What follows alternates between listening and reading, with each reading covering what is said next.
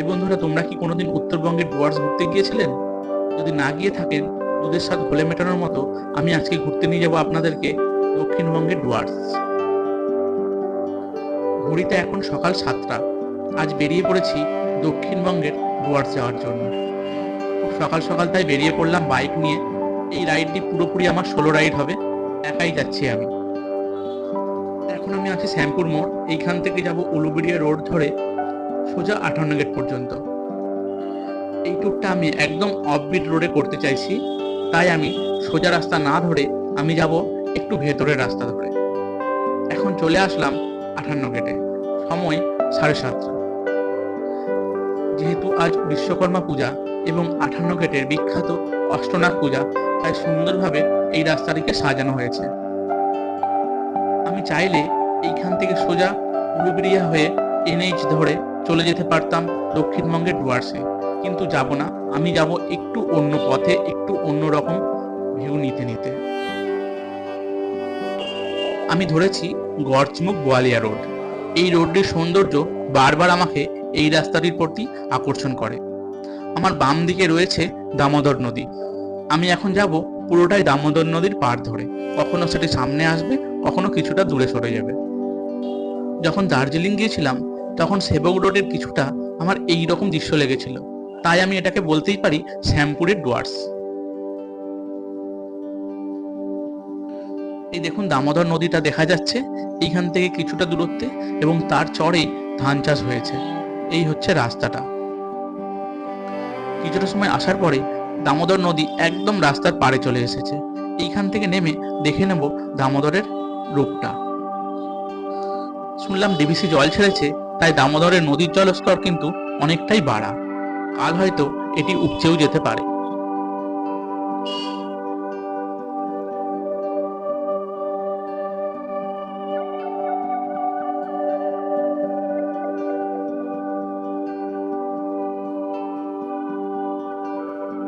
দূরের বাঁক থেকেই বয়ে আসছে অজস্র নদীর জলস্রোত।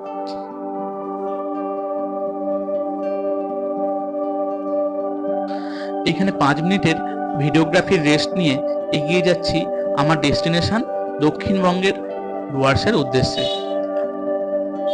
আমি এই দামোদরের পাড় ধরেই চলতে থাকবো এবং যাব আমতা রোডে।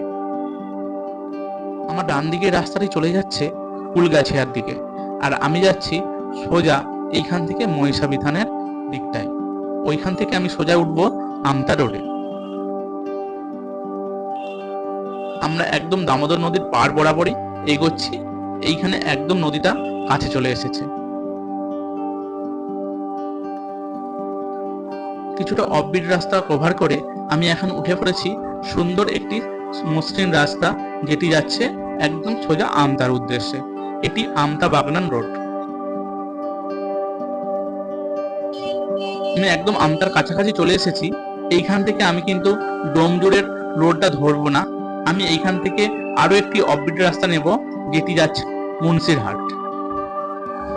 আমার ডান দিকের রাস্তাটি যাচ্ছে রানীহাটির দিকে, আর আমি যাব এই সোজা রাস্তাটি ধরে মুন্সিরহাটের দিকটায়।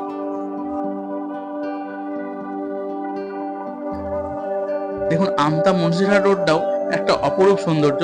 এখানে কিন্তু বড় গাড়ি চলে না। এখানেও সুন্দর রাস্তা, কিন্তু চলে ছোটখাটো গাড়িগুলি।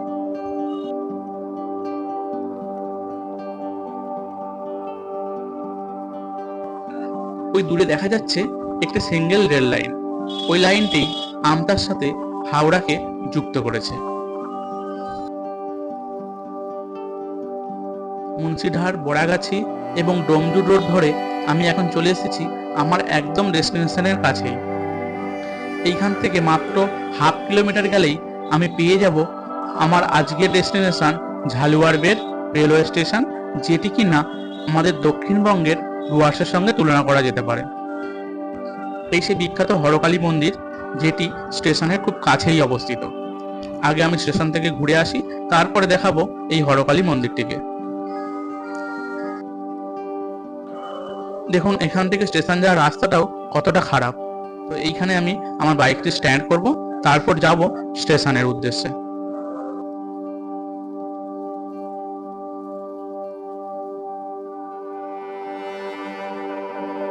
হঠাৎ করে আপনাকে যদি কেউ এখানে ছেড়ে দিয়ে যায়, আপনার দেখে মনেই হতে পারে এটি কোনো প্রত্যন্ত এবং পরিত্যক্ত রেলওয়ে স্টেশন, কিন্তু না, এখানেও কিন্তু প্রতিদিনই রেল চলাচল করে।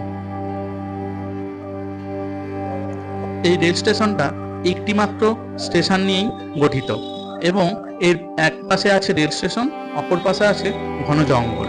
সেই জন্য এটাকে আমরা ডুয়ার্সের সঙ্গে তুলনা করতে পারি।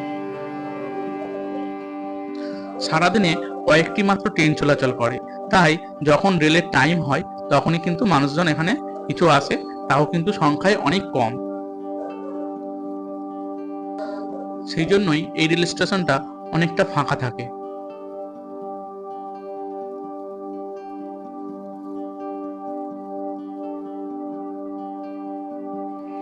বাকি সমস্ত স্টেশনগুলির মতো এখানেও রয়েছে সবই ফেসিলিটি, কিন্তু মানুষজন যেহেতু কম আসে তাই এগুলি পরিত্যক্ত হয়ে পড়ে আছে।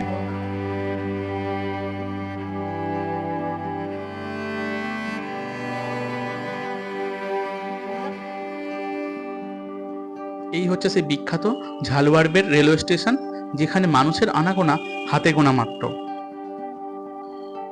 এখানে মানুষজন সংখ্যায় খুবই কমই আসে এবং যখন রেলের টাইম হয় তাদের জানা আছে সেই সময় কিন্তু তারা এখানে রেল ধরার জন্য আসে।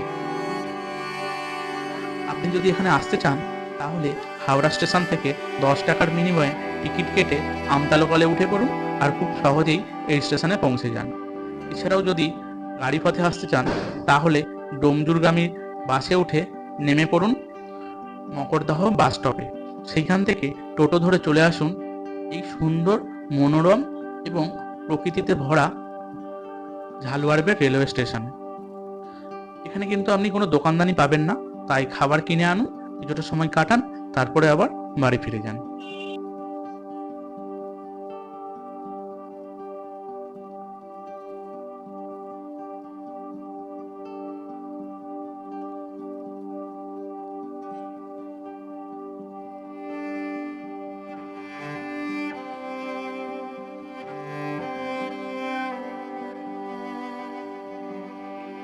দেখুন মানুষজন এখানে সাইকেল নিয়ে রেল ট্র্যাকের ওপর দিয়ে কিভাবে হেঁটে যাচ্ছে।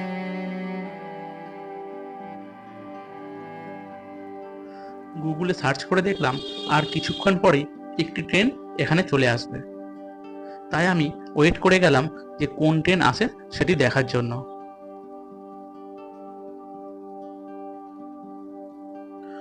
কাল পর্যন্ত আকাশের মেঘ ভার থাকলেও আজ সকাল থেকে কিন্তু রোদ ঝলমলে একটি সুন্দর ওয়েদার। কেবলমাত্র রেলওয়ে স্টেশনটি ফাঁকা না, এখানে আশেপাশেও কিন্তু আপনি কোনো শব্দ শুনতে পারবেন না, জনবসতিও এইখান থেকে অনেকটা দূরত্বে। গুগলের টাইম অনুযায়ী অনেকটা সময় আগেই কিন্তু রেল আসার সময় পেরিয়ে গিয়েছে, তবুও এখন রেল আসছে না। দু একজন কিন্তু স্টেশনে এসেছে রেল ধরার জন্য। ওনাদের কাছ থেকে জানলাম যে এখানে টাইম টেবিল থাকলেও ট্রেনগুলি টাইম টেবিল মেনটেন করে না। বলতে বলতেই ট্রেন চলে এসেছে। এই ট্রেনটি আমতা হাওড়া লোকাল, এটি যাবে হাওড়া থেকে আমতার উদ্দেশ্যে।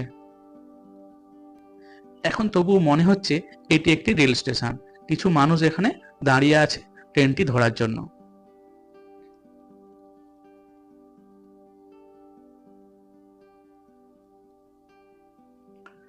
ট্রেন দাঁড়ানোর সময় এখানে 10 সেকেন্ডের মতো, মানুষ বেশি ওঠানামাও করে না, তাই এখানে বেশিক্ষণ ট্রেন ওয়েট করে না। এই ট্রেনটি ডোমজুর স্টেশনে যাওয়ার পরে ওখানে দাঁড়িয়ে আছে আরেকটি ট্রেন, যেটি আসছে আমতা থেকে হাওড়ার উদ্দেশ্যে। এটি ওখানে হল্ট করার পরে সেই ট্রেনটি যাবে হাওড়ার দিকে। তাই কিছু মানুষ এখানে এখনো ওয়েট করছে হাওড়া যাওয়ার জন্য। দেখুন আমি একটি খুব সুন্দর সময় এসেছিলাম, যখন এসে দেখলাম রেল স্টেশন ফাঁকা, আবার কিছুটা ওয়েট করতেই পেয়ে গেলাম একটি ট্রেন।